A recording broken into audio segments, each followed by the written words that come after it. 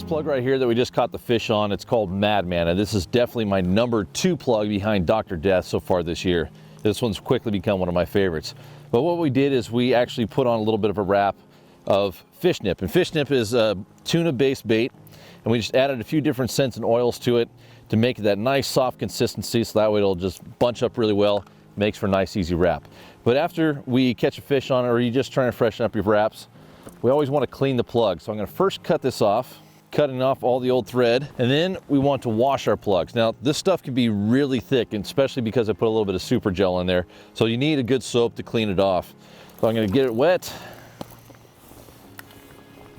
shake it up a little bit. This has a foamer on top too, all over the plug.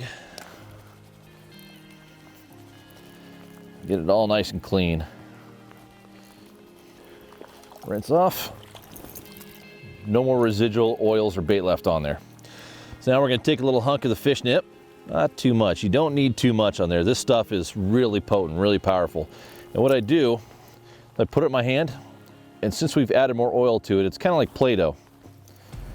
Place it onto the belly of the plug, in between the 2 hook eyelets.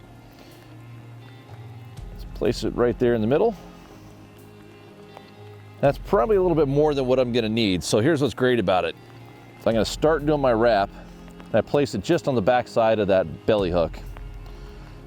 Start doing my wrap, and these mag lips, they have little indents, little guide marks to help you get your stretchy thread wrapped in the right place and keep that stretchy thread in place so it doesn't slide up or down. I'm going to start right behind the belly hook, just start wrapping.